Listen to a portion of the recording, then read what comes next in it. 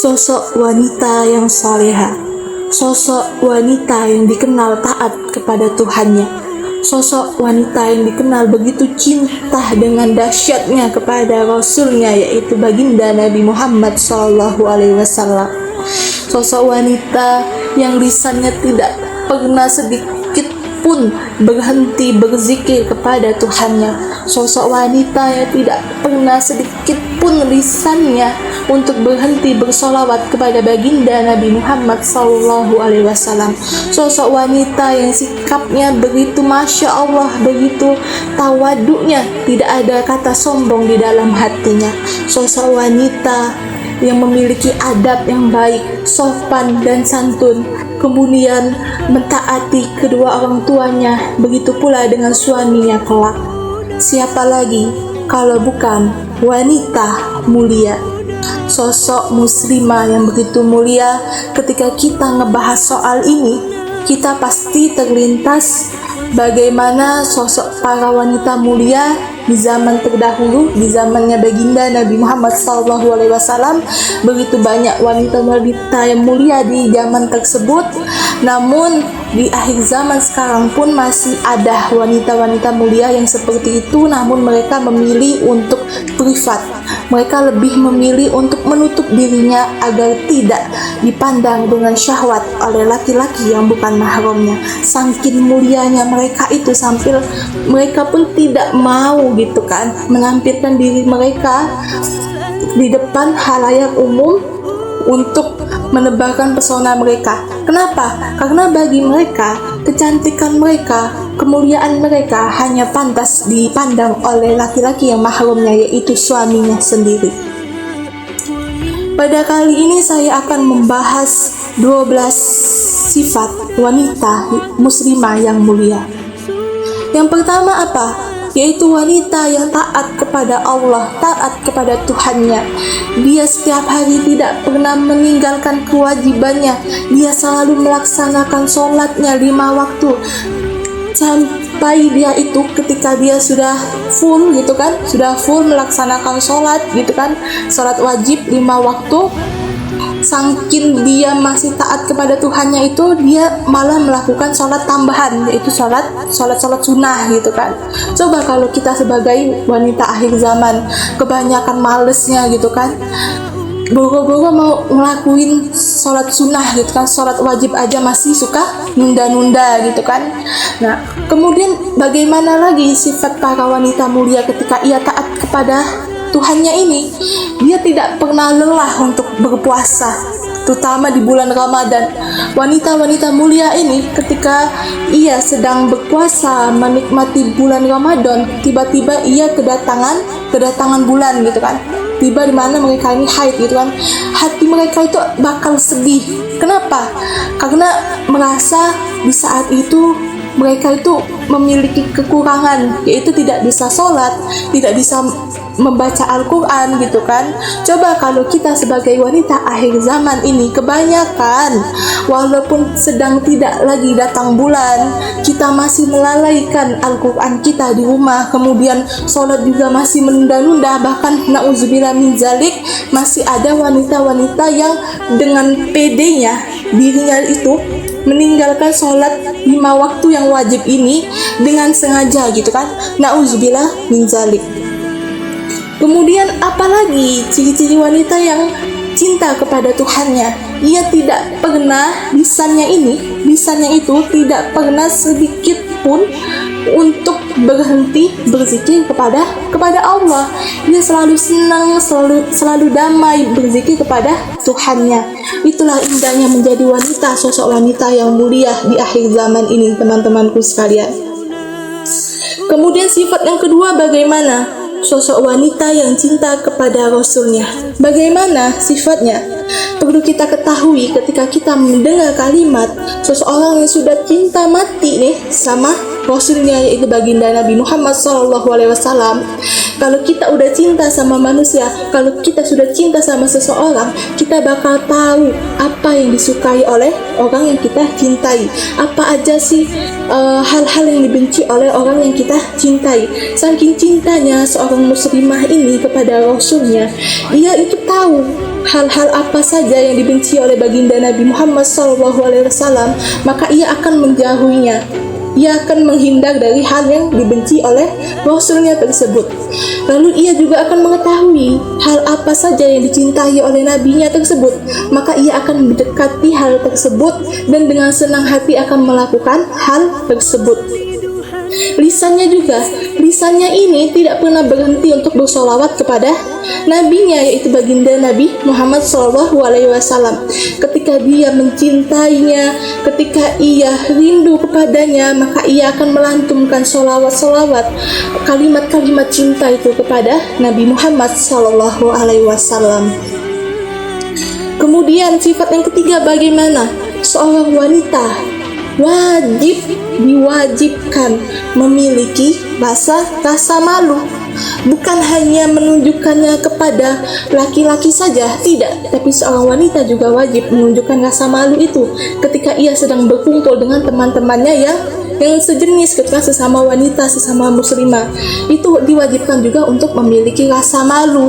Kenapa? Karena ketika seorang muslimah nih, kebiasaan nih, apalagi akhwat akhir zaman gitu kan, ketika dia kumpul sama teman-temannya, kalau dia punya rasa malu, dia tidak akan pernah melantunkan kalimat-kalimat yang membicarakan keburukan orang lain. Jadi kalau dia punya rasa malu, dia tidak akan mau berkumpul kepada teman-temannya hanya untuk membicarakan keburukan orang lain. Namun ketika dia punya rasa malu, maka ia akan merasakan bahwasanya hal tersebut tidaklah penting untuk dilakukan. Coba kalau dia tidak punya rasa malu, bagaimana? Pasti dia dengan lancarnya gitu kan membicarakan keburukan orang lain. Lalu bagaimana rasa malu ketika kita bertemu dengan yang lawan jenis? Yaitu ketika muslimah bertemu dengan yang lawan jenis, maka dia diwajibkan untuk menundukkan pandangannya, tidak mendayu-dayukan suaranya, tidak melenggak-lenggokkan jalan kakinya gitu kan. Jadi ini ada beberapa contoh. Kalau kita lewat nih depan yang bukan mahram kita, itu diajarkan oleh Sayyidatuna Fatimatul Zahra ketika beliau berjalan itu secepat kilat. Jadi enggak lambat, enggak sedang juga, tapi cepet aja gitu kan jalannya tanpa berlenggak-lenggok. Apalagi zaman sekarang ini banyak sekali memakai perhiasan gitu kan, sehingga menarik perhatian para lelaki yang bukan mahram kita mendengarnya, sehingga menimbulkan syahwat di antara kita dan dia gitu. Nauzubillah min dzalik. Kemudian sifat yang keempat, seorang wanita yang mulia, seorang muslimah yang mulia harus memiliki adab yang baik, sopan santunnya, baik itu dengan orang yang lebih tua dari dirinya maupun orang yang lebih muda dari dirinya. Kemudian yang kelima, seorang muslimah yang mulia harus memiliki sifat yang patuh dan taat kepada orang tuanya. Jadi ketika seorang wanita belum menginjakkan kakinya untuk menikah gitu kan, seorang wanita tersebut harus taat kepada kedua orang tuanya. Ketika kedua orang tuanya memerintahkan untuk menutup aurat, maka si wanita tersebut harus mematuhinya. Ketika kedua orang tuanya memerintahkan anaknya, putrinya tersebut untuk melaksanakan sholat, maka si wanita itu harus taat kepada kedua orang tuanya. Namun jikalau kedua orang tuanya malah memerintahkan yang di luar dari agama Islam, ajaran agama Islam, maka si wanita tersebut diwajibkan untuk menolaknya, tapi dengan catatan menolaknya secara baik-baik tanpa harus mengeluarkan nada-nada yang tinggi sehingga membuat kedua orang tuanya terluka hatinya. Kemudian yang selanjutnya bagaimana? Seorang muslimah yang mulia harus patuh dan taat kepada suaminya ketika dia sudah menikah. Apa saja tugas seorang istri? Tugas seorang istri itu diwajibkan untuk taat kepada suaminya dengan cara tidak mengeluh apapun yang diberikan oleh suaminya gitu kan.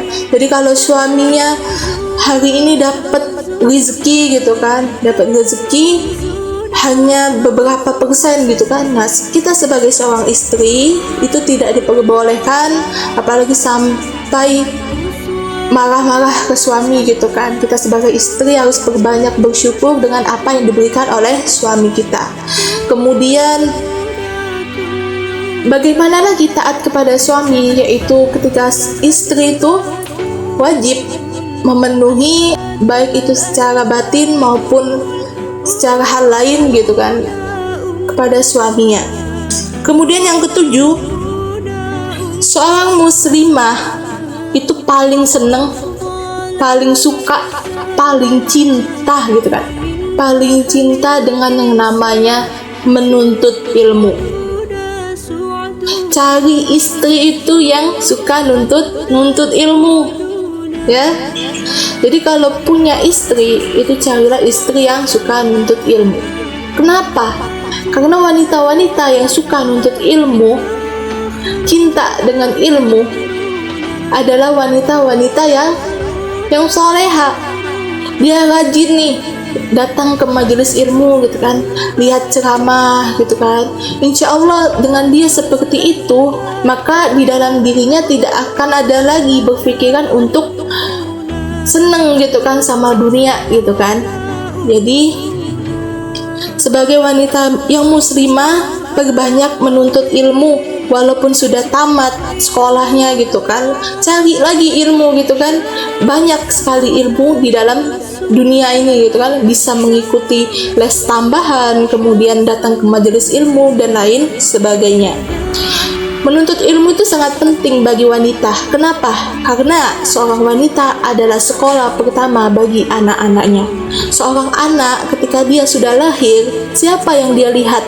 Yaitu adalah ibunya yang pertama. Kenapa? Karena seorang ibu selalu ada di penglihatan anaknya setiap hari, setiap jam, setiap detik, setiap menit gitu kan. Beda dengan ayah. Ayah kalau dia sudah memiliki anak, anaknya belum tentu dekat sama ayahnya. Kenapa? Karena ayah lebih dominan keluar dari rumah gitu kan, kerja gitu kan. Jadi sehingga si anak hanya merespon lebih utama kepada ibunya. Coba kalau ibunya tidak memiliki ilmu gitu kan, tiap hari anaknya itu didengerin hal-hal atau lantunan suara-suara yang jauh dari syariat Islam gitu kan, nauzubillah min dzalik gitu kan, maka si anak tersebut akan mudah meniru apa yang dilakukan oleh ibunya gitu kan. Jadi sebagai seorang wanita harus pandai-pandai mencintai ilmu, agar ilmu yang kalian cari itu bisa menurun kepada anak-anak kalian kelak. Kemudian sifat yang selanjutnya bagaimana?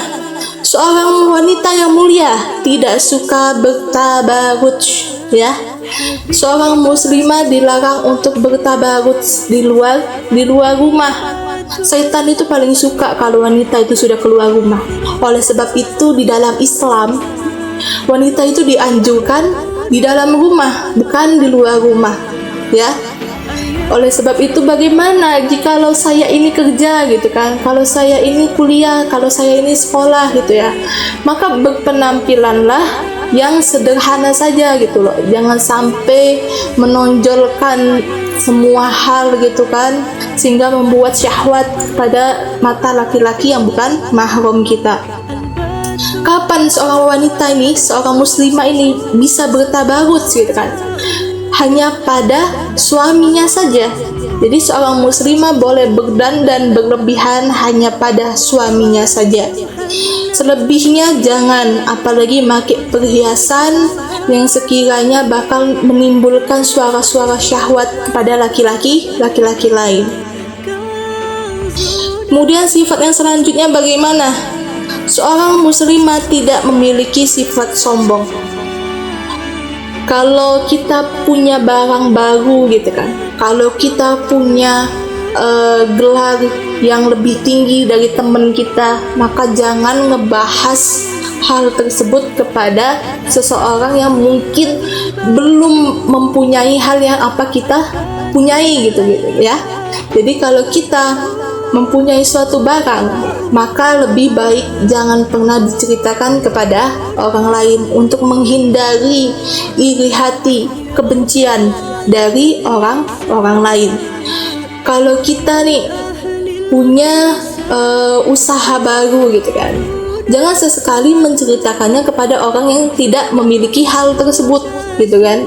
Untuk menghindari apa? Untuk menghindari hal-hal yang negatif lainnya. Apalagi kebanyakan ini untuk para ibu-ibu gitu kan, kalau punya emas baru gitu kan, perhiasan baru gitu kan, wah diajak keliling komplek gitu kan, untuk menunjukkan ke tetangganya gitu kan bahwasanya dia memiliki barang emas yang baru, perhiasan baru dari suaminya gitu kan. Nah itu jangan ya, kita tidak pernah tahu bagaimana kondisi orang lain gitu kan, kita tidak pernah tahu isi hati orang lain, apakah dia juga kepingin dengan apa yang kita miliki gitu kan. Jangan sampai hal nikmat kita ini menjadi luka bagi orang di sekitar kita. Nauzubillah min dzalik. Kemudian sifat yang lainnya bagaimana? Seorang muslimah itu tidak diperbolehkan, seorang muslimah yang mulia itu tidak diperbolehkan memiliki sifat yang pelit. Contohnya gimana? Dia sudah kaya raya gitu kan, hartanya banyak gitu kan. Seseorang yang memiliki harta banyak diwajibkan membayar zakatnya gitu kan, tapi dia nggak mau ngebayar zakatnya dengan alasan nanti takut berkurang hartanya tersebut. Nah itu tidak diperbolehkan. Bahkan Rasulullah SAW pun menganjurkan para muslimah ini untuk sering-sering sedekah. Kenapa?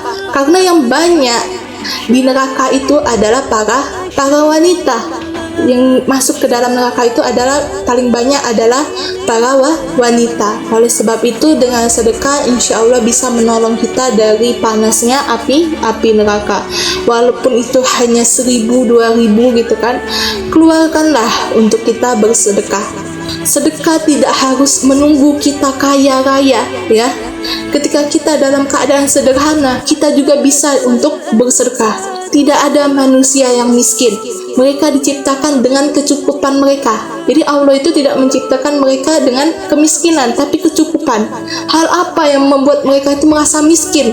Yaitu hal-hal yang kurangnya rasa bersyukur di dalam hidup mereka, sehingga mereka berpikiran bahwasanya mereka itu miskin. Tidak ada manusia di dunia ini yang miskin. Mereka diciptakan dengan kecukupan. Hanya saja mereka kurangnya bersyukur kepada nikmatnya Allah. Kemudian sifat yang lainnya bagaimana?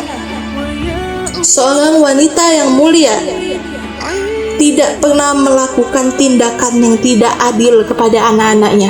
Ini untuk seorang ibu gitu kan. Seorang ibu jangan sampai menzolimi anaknya sendiri, apalagi membanding-bandingkan anaknya dengan anak yang lain, apalagi membandingkan anak-anaknya dengan anak tetangga yang lain gitu kan. Setiap anak memiliki potensinya masing-masing, setiap anak memiliki skillnya masing-masing.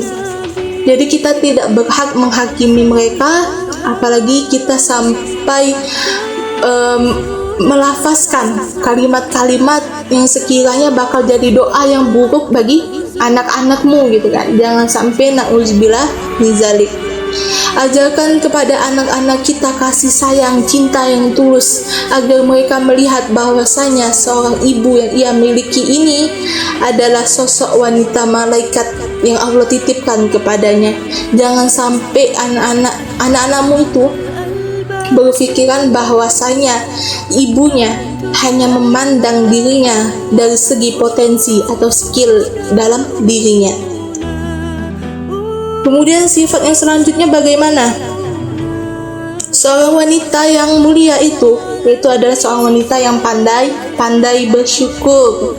Sebelumnya tadi sudah banyak sekali saya contohkan bagaimana wanita-wanita yang bersyukur gitu kan.